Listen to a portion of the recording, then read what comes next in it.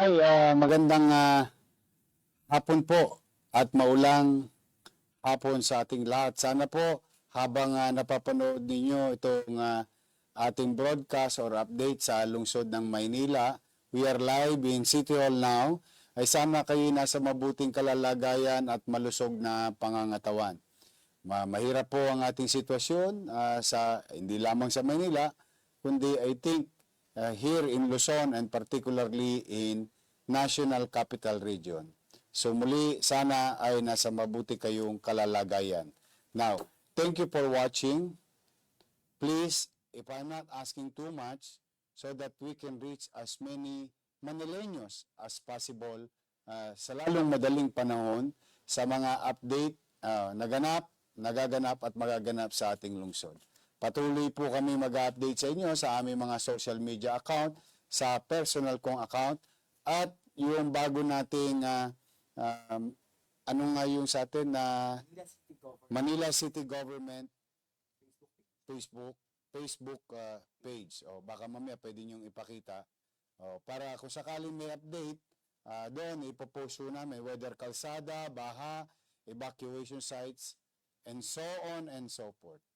For the meantime, pumanatag kayo, may gobyerno sa lungsod ng Maynila. At yan na may bagay na ipinagpapasalamat ko rin sa kapwa ko kawani na kukunti pa rin ang tulog nila. We'll do our best. But let me begin with an update. Unang update, no? Sa mga kababayan natin. Sa ngayon po ay patuloy na umuulan. At mukhang lalakas pa ho ang sitwasyon ng ulan. At ito'y mukhang magiging bagyo na. At papangalanan ng Bagyong Dante, no? If I'm not mistaken, that's the target name, no? Bagyong Dante. So, una, sa Maynila, maraming may mga sasakyan na nakaparada sa kanilang mga tapat ng bahay. That's the normal scene in the city of Manila. We are an old city, and that's how we are. But I think this information may help you wherein ang SM San Lazaro at SM Manila. Sa kabutihang loob ng SM ay ino-offer po nila ang kanilang mga parking spaces sa atin free of charge overnight. Ulitin ko po, no? At please do share this broadcast. Kung ang mga sasakyan ninyo ay nakaparada sa kalsada, which we don't guarantee na kayo ba'y mababa o hindi. Dahil totoong maraming baha sa Maynila, marami rin tuyong lugar sa Maynila. Pero tuloy ang bagyo, kaya maiging unahin ko na itong announcement na to. Alam ko, pinag-ipunan ninyo ang inyong mga motor, pinag-ipunan ninyo ang inyong mga sakyan, yan ang mga bagay na ginagamit nyo sa hanap buhay, gusto nyo yan mapangalagaan. Kunin na natin ang pagkakataon na ito, hanggang alas 9 ng gabi lamang bukas ang parking space sa SM San Lazaro at SM Manila. Free of charge. It was confirmed a few minutes ago by Chief Cesar Chavez na nag-o-offer sa atin ng kagandahang loob ang SM San Lazaro at SM Manila. Bakit pumalaga yun? Dahil sila po ay may mga multi-level parking space para itong overnight, hindi na kayo magdadali-dali o matataranta, baka tumaas ang tubig, pumunta na po kayo sa mga parking space available sa SM. Sila po ay tatanggap hanggang alas 9 ng gabi. Yung mga na-stranded naman, they offer free wifi at malugod kayong tatanggapin sa SM San Lazaro at SM Manila. So ulitin natin ha. Nay, tay, mga atit kuya ko na may mga sakyan. Meron tayong overnight free parking sa SM Manila at San Lazaro. Yan ang unang-una. Pangalawa, update lang po. As of 3 p.m. today, we have already 22 evacuation sites. About 876 families evacuated. 3,035 individuals in the city. At patuloy na lalaki itong numerong ito dahil palala pa ho ang sitwasyon. Ano ang kalalagayan nila?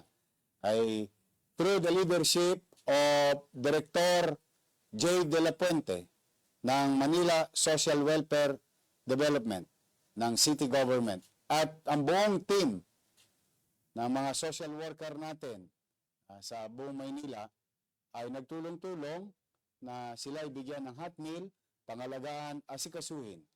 At sila rin po ang aming frontline to attend to our evacuees. Now, usaping evacuees, nais ko pong pasalamatan ang ating superintendent, no? Si Superintendent Nerissa ay inoffer ang ating 104 schools on top of our evacuation sites. So ano po ang epekto nitong pinagkaloob sa atin ng SDO ng ating minamahal na superintendent ng ating mga paralan, mga barangay chairman, mga kagawad, secretary, treasurer, EXO, SK chairman, kung sakali, wag na loobin ng Diyos, nagbaha, umakyat ang tubig sa inyong barangay, maaari na po kayong magtungo, hindi na po sa evacuation site, kundi sa malapit na paralan sa ating mga barangay. Ulitin ko ang mga barangay chairman, tandaan po, hinihimay-himay ko po, no? Yung mga tagubilin ng inyong pamahalang lungsod.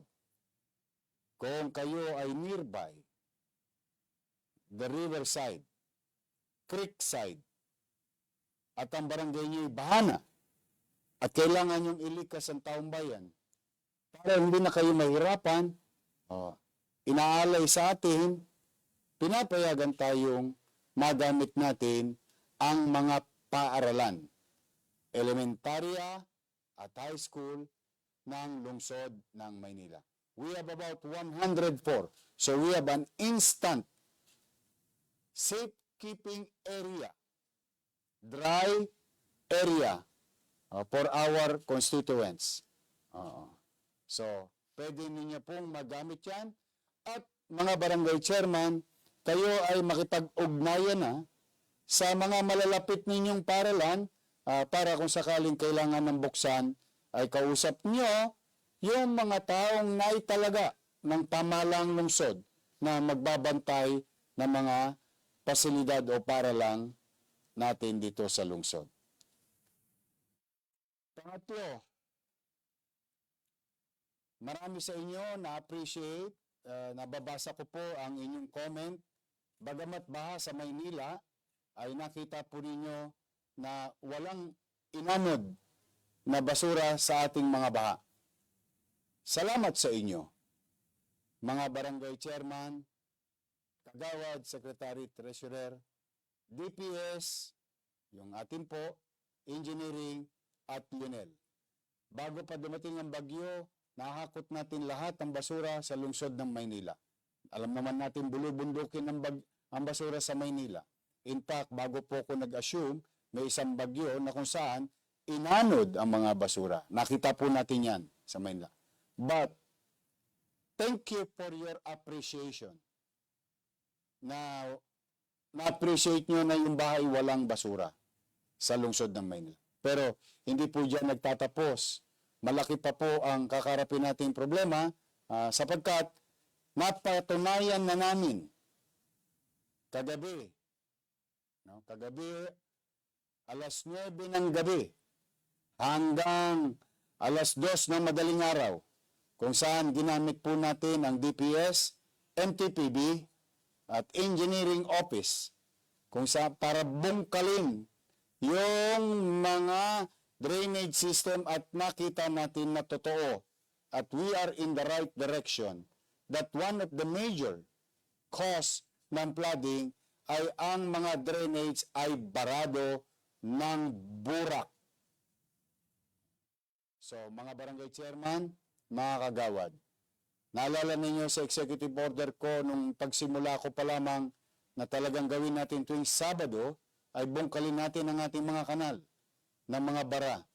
Ito'y nagpatunay na isa sa major factor na kung bakit lalong mabilis ang pagtaas ng tubig at matagal ang paghupa. So, iyan po'y isa lamang sa suliraning kaya ko na pong patunayan na personal. Dati haka-haka lamang ng ininyero, haka-haka lamang ng individual, haka-haka lamang. Ngunit, for the past 2 days, I've been going in and out of Taft Avenue because there are portions in Taft na hindi baha at meron ng portion na akala mo may undoy. So, kaya once and for all to put a period on this problem or in this perennial situation, gusto ko nang malaman. So, napatunayan na namin, katulong din natin kagabi ng madaling araw at pinagpapasalamat ko sa DPWH NCR o Regional Office at DPWH Manila South and Manila North. Yung team nila kasama natin kagabi. So, now, having said that, may problema sa pumping station na pinagawa, ngunit hindi gumana. Yung mga pumping station ng MMDA na tangan-tangan nila, gumagana. Madalit salita, of all the problems, nagpatong-patong na yan, patuloy po tayong makararamdam ng pagbaha. Hindi lang ngayon, sa bagyong ito, baka sa mga darating pang-araw. But rest assured, I assure you, to the people of Manila who is watching right now, and to those who have family members living in the city of Manila, ay kami po hindi titigil.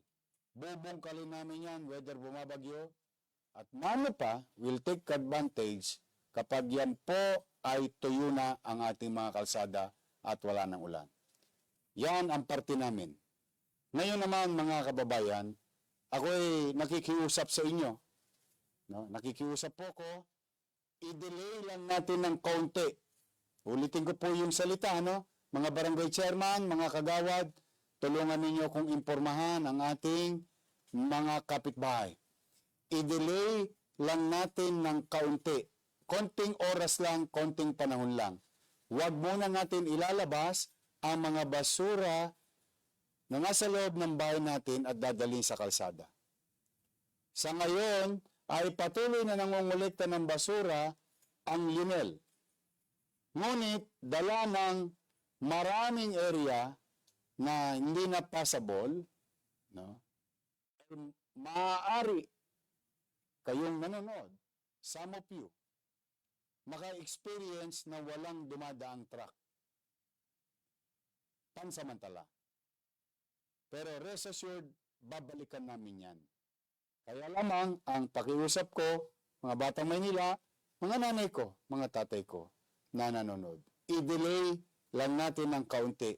Dahil kapag itinapon natin ng basura na wala pang truck, dahil hindi makapasok ang truck, dala ng baha, yung mga basura na yan ay babalik din sa loob ng bahay natin.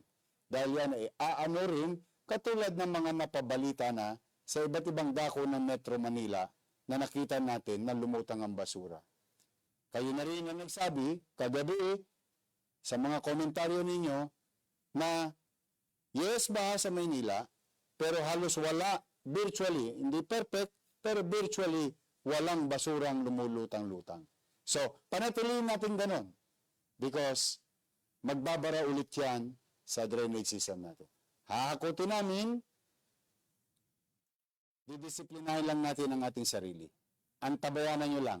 Basta pag bumaba ang tubig, papasok agad ang truck ng Lunel, ng DPS para hakutin ang mga basura natin. Yun lamang po ang nire-request ko, ha? Mga batang Maynila, mga nanay at tatay ko, mga lolo't lola ko, i-delay natin ang paglabas ng ating mga basura sa loob ng bahay. Pangapat, maaari niyo pong gamitin ang programa ng national government wherein kung may aberya, no? Kung may aberya, huwag natin kalimutan ang mag-dial ng 911. Maaari niyo po yan gamitin for all emergency response, particularly police, kung kakailanganin natin ng police. Nasubukan ko na po ito, nakita ko na po ito. Ito yung ginagawa sa pamunuan ni General Torre na personal kong nakita sa command center. Epektibo so far. But the least thing that we can do kapag may problema is just dial 911. Ang Manila Police District, through the leadership of the PNP, will respond katulad na nangyari sa pagmamalasakit ng isang netizen, no? Kagabi, na kung saan may isang senior citizen na naiwan mag-isa. At ito naman respondihan ng ating Manila Police District at ng social welfare natin sa Maynila. So, dial 911. Pumanatag kayo, 24 hours bukas ang MDRRMO Command Center. Opo, yung ating mga empleyado dyan sa 4th floor ay nakamonitor po 24 hours. We are monitoring our roads, our streets. In fact, I don't know, pwede nyo na ba ipakita yung 5 o'clock situation natin? Ito ipakita natin sa utaw. Yung, at mano pa yung mga dadako at dadaan. Can you please upload it now? Meron na ba tayo? Na-forward ko na yun. Ayan. Ayan po yung picture. Baka lang magtaka kayo, ano? That is about 5:30 ng hapon na ito. Ayan, Bimapa, Santa Mesa. Next, please. Poresa. Ayan. Lahat po itong pinapakita ko, no? As of 5:30 yan, kanina. Kay Christian. Ito po sa Calao. Nakita niyo po, Gutter Deep. Taft, Pedro Hill, Gutter Deep. Taft, UN, Gutter Deep. So, yan po yung may mga baha. Nakita nyo kanina yung mga walang baha. Para to, sa guidance nyo, please do share. Huwag nyo muna i-forward, ha. I-share ninyo kung ang mga mahal nyo sa buhay, naghahanap buhay pa sa kalsada or bumabiyahe pa sa kalsada. At least, maimpormahan sila na ito yung update ngayon. As of 5:30 ng hapon ito. Taft, PGH, Taft, Malbar, Taft, Apasible. Ayan po, halos buong Taft Avenue, passable pero malalim na. Kung mababaw ang kotse nyo, huwag nyo nang ipagbaka sakali. Next, meron pa tayo. Quezon Boulevard, ito naman po yung papuntang Quiapo. Ayan, nadadaanan pa yung ilalim. No? Next, please. Ito naman po, Espanyar Corner P. Campa. Ayan po ang itsura niyan kanina. Next. Ito naman, Espanya, corner ni Nicanor Reyes. Yung kaliwa, papuntang Moraita yan. Yung kanan, papunta yan ng Quiapo. O, yan. Yan po yung Paway. Next, Rizal. Ito yung kanto ng Avenida. Recto, corner, Avenida, o what you call Rizal Avenue. Yan ay ilan sa mga major thoroughfares. Available, passable, and areas that are not passable with small vehicles and passable naman sa large vehicles. Yan po ay 5:30 ng hapon ngayong araw na ito. Maraming salamat din sa ating Pangulo, ang Malacanang, na maaga nagdeklarang walang klase bukas at walang pasok sa gobyerno. Ngunit, sa ating mga kapwa empleyado ng pamahalang lokal, ay patuloy tayong papasok doon sa mga partikular na ahensya ng gobyerno, katulad ng health sector, emergency sector, responder, and so on and so forth. Kailangan natin pumasok, no? Dahil hindi po pwede na wala pong pamahalaan. Pero yung mga unnecessary with the situation, magpahinga kayo, alagaan at bantayan ninyo ang inyong pamilya. Now, tomorrow, through Vice Mayor Chi Atienza. Itong susunod kong sasabihin, bagay na dapat malaman din ng mga barangay officials, chairman, secretary treasurer who are watching right now. Kagawad, this may help you access resources. Ang tabayanan ninyo, ang sinulatan ko po ang Konseho ng Maynila through Vice Mayor Chi Atienza na bukas wala silang sesyon, ngunit sinabi ko na kung pwede mag-emergency session sila. Dala ng kailangan na po nating ideklara ang state of calamity sa lungsod ng Maynila. Opo. With that, those who are watching in the barangay, in their respective barangays, the day after tomorrow, you can now utilize your calamity fund to augment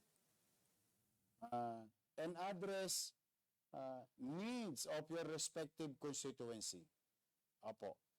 Ang tabayanan niyo bukas yan sa pamumuno ni Vice Mayor Chi Atienza at ng Konseho ng Maynila through our majority floor leader, Monyo Pangco. Sila ay mag-emergency session bukas at i-update namin kayo. So for now, I just wanted to prepare our barangay official to process documentation in preparation of accessing your calamity fund to augment, to address, to help your constituency na apektado nitong kalamidad na ito. Please, sa mga chairman na nanonood, please do share this broadcast to your respective colleagues in the barangayan. And nais ko rin pasalamatan ang ating unang ginang. Kanina po ay nagpadala sila ng tulong doon sa nasunugan sa Legarda area. Thank you very much, Madam First Lady at sa ating partner na PCSO. Sa PCSO family, thank you very much din po. So, tulong-tulong lamang po tayo at kung sakasakali naman, kakailangan ninyo ang ating mga ospital.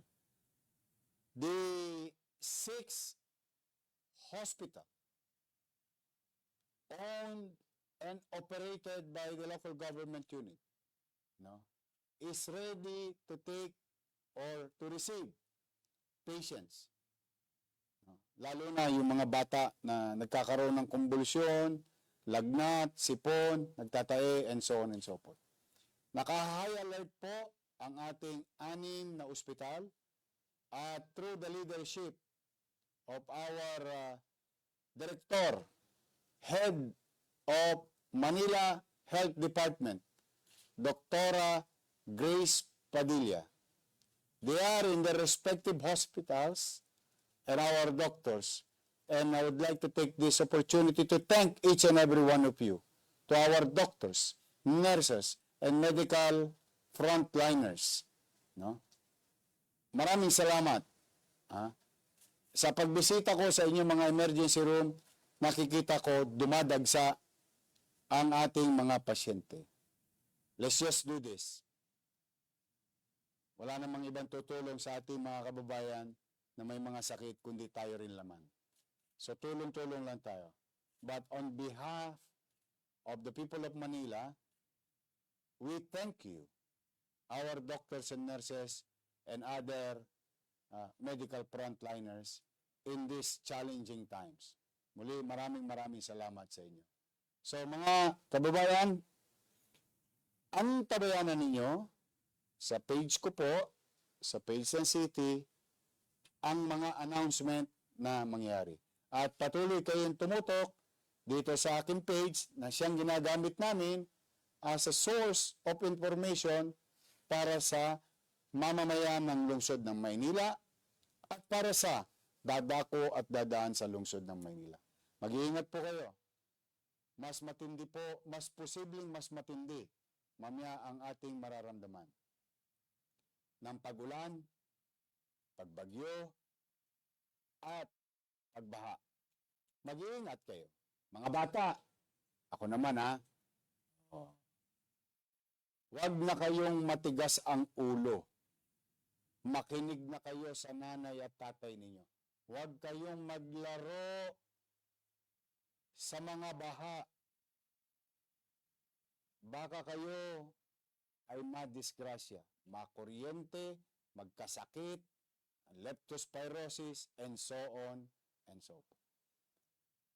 Totoo, na maaaring naririnig nyo sa amin, sa edad namin, at mga kaidaran ko nanonood. Noong araw, pag may baha, swimming pool namin ang kalsada. Noong mga panahon na yon, hindi pa uso ang mga leptospirosis. But those were the days. Today, it's very dangerous. Mga bata, ulitin ko mga bata. It's very dangerous for you to play. Delikado sa inyo ang maglaro sa baha. Makinig kayo sa inyong mga magulang. Huwag po tayong maging sutil. Dahil mapanganib po ang nasa kalsada ngayon. Mga bata, sa mga mag-aaral, mag-review kayo. Ang tabayanan ninyo kung kailan magre-resume ang pasok. So muli, sa inyong lahat, mga kababayan, I hope for now, we gave you enough information on anong nagaganap at magaganap sa ating lungsod. Standby lang kayo lagi dito. Nandito lang po kami sa Gedli, ang inyong Yorme. We will do our best. May awa ang Diyos. Sana maging ligtas tayong lahat. Charge your batteries of your cellphone. Magtabi ng malinis sa tubig at mga kakainin sa mga darating pang araw o oras ng pamumuhay natin habang nasa loob tayo ng kalamidad ngayon. Magandang gabi po. Maraming salamat sa oras.